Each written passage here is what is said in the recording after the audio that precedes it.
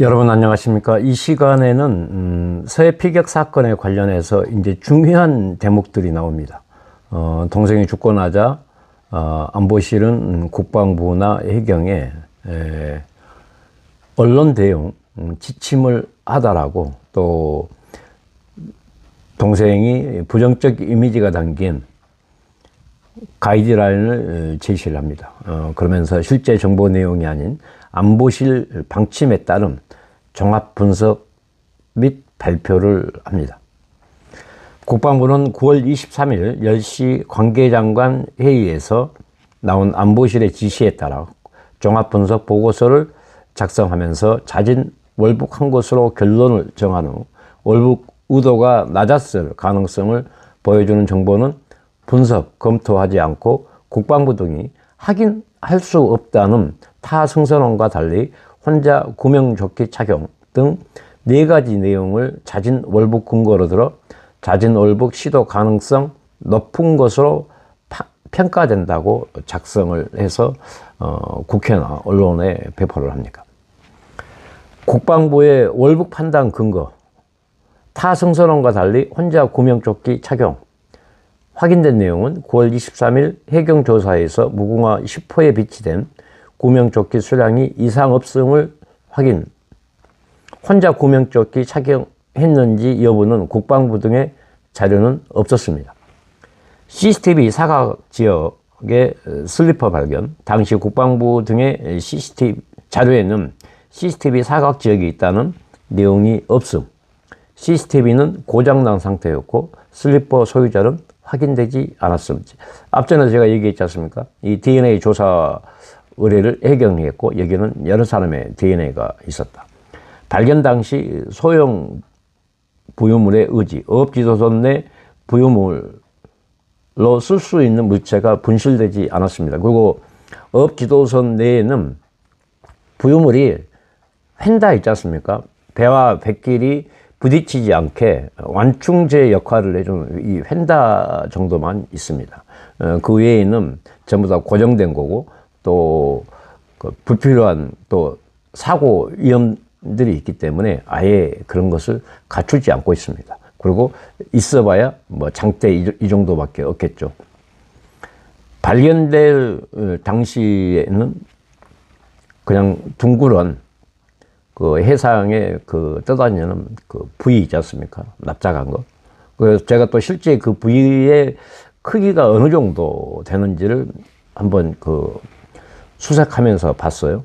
보통 직경이 한 60cm, 60에서 한 80cm 정도, 높이는 한 30에서 50cm 정도 된 부위, 또 아니면 좀 더 넓거나 또 좀 낮거나 이런 부위들이 많이 떠다녔습니다. 그리고 이게 이 부위가 어떤 거냐면 닷자망이라는 그 부위거든요. 이 부위는 한번 박아놓으면 그 어장이 끝날 때까지 고정된 부위죠. 근데 동생이 상처가 났다고 했잖아요. 근데 이 부위줄에 뭐 걸려서 아니면 살려고 이 부위를 빼내다가 다쳤거나 뭐 그런 상황이 아니겠습니까? 왜 바다 한가운데서 왜 다쳤겠습니까? 저는 그 닷자망 그 부위줄에 거기에 이제 따개비나 이런 게 많이 붙어 있었을 거 아닙니까? 거기에 쓸려가지고 다쳤을 가능성이 있다고 저는 생각을 합니다. 그리고 월북의사 표명을 했다는 것도 최초에는 자진 월북 의사가 전혀 없었어요. 그리고 이제 거기에서 여러 가지 어떤 뭐 질문이나 이런 것들이 있었을 거 아닙니까? 그리고 이 내용이 뭡니까? SI 첩보에 그 내용이 서로 북한군과 현장 지휘관 또 상부에 보고한 그 통신 내용을 감청한 거 아니겠습니까? 이 부분에 관련해서도 북한군 자기네들이 얘기를 했었기 때문에 이것도 신빙성이 없다. 왜냐하면 현장 지휘관 같은 경우는 문책을 안 당하기 위해서 자기네들이 일방적으로 얘기를 했을 것이고 그거에 관련된 정보이기 때문에 이것은 저는 의미가 없다고 생각을 합니다. 자진 월북에 관련해서는 지가 어디에 공식적으로 나와서 얘기를 해야 되는데 이 북한 현장 지휘관과 상부 지휘관의 어떤 그 내용은 신뢰할 수 없다고 저는 판단합니다. 이후 안보실은 9월 24일 08시경 관계장관 회의 안보실장 주재에서 자진월북 시도의 가능성이 높다는 국방부 종합 분석 결과를 보고받고 월북 여부에 관한 해경의 수사가 진행 중인데도 국방부로 하여금 이 분석 결과를 백브리핑에 포함시켜가지고 그대로 언론에 발표를 지시합니다. 제가 지난 시간에도 얘기했다시피 요거에 관련된 것은 초기 보고서나 초기 첩보에 관련해서는 실종 상태였었는데 이 사람들이 중간에 고명동이 그 다음에 부유물 슬리퍼 존재 이유를 만들어 놓고 이것으로 이제 자진 월북의 가능성으로 틀어버리고 또 언론, 해경 등에 이렇게 또 국방부 등에 이렇게 자료를 만들어라고 지시해서 일반 사람들한테 국민들한테 믿게 만들어 버린 거죠. 왜냐하면 처음부터 이 사건은 실종 사건이었습니다. 월북이 아닌 실종이었기 때문에 그 실종의 테두리에서 조사하고 결과를 발표해야 되지 않겠습니까? 그리고 해경의 초동 수사팀은 실종이거나 미제의 사건으로 처리하겠다라고 했습니다.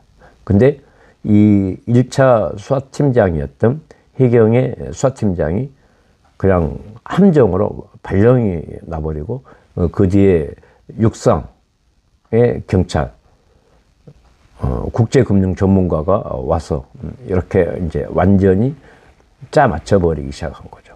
그리고 바뀐 해경 수사팀장은 저한테 그냥 내가 서류를 떼러 갔었거든요. 사망 사실을 확인에 관련돼.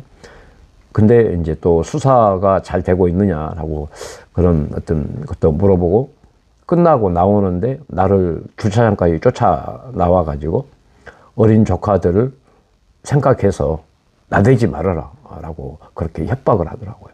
여러분들 그게 뭐겠습니까? 저는 형으로서 또 유가족으로서 진실 규명과 명예 회복을 하기 위해서 제가 할 수 있는 또 내가 가지고 있는 전문성을 최대한 활용해서 이 사건의 실체를 해결하고 접근을 해야 되고 또 수사와 재판을 대비해서 여러 가지 관련된 증거나 자료들을 만들어야 되잖아요. 그런데도 불구하고 이 자들은 이런 식으로 보이지 않게 협박까지 해왔었습니다. 또 민주당 협박도 있었고 이런 게 왜 그러겠습니까? 과연 당시 바뀐 해경의 수사팀장의 독단적인 생각이었을까요? 물론 그럴 수도 있겠죠. 아니면 누군가의 지시에 의해서 나한테 이런 식으로 말을 전달할 수 있을 것이고 이 부분에 관련해서는 앞으로 재판을 통해서 명명백백히 저는 밝혀질 생각을 합니다.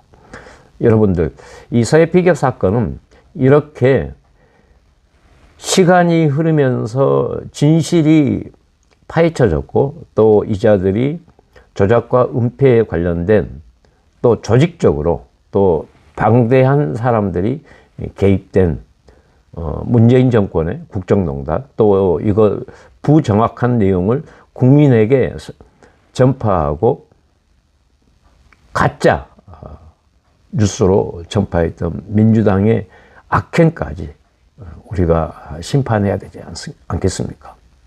이러한 권력들이 국민을 억압하고 이 나라를 어지럽힌다면 이 나라의 미래와 국가 안보에 관련된 또 국민의 안전에 관련된 것들이 잘 유지가 되겠습니까? 저는 그렇지 않다고 봅니다. 이것은 철저하게 조사하고 심판해서 이자들이 저는 단죄돼야 된다. 저는 생각을 합니다.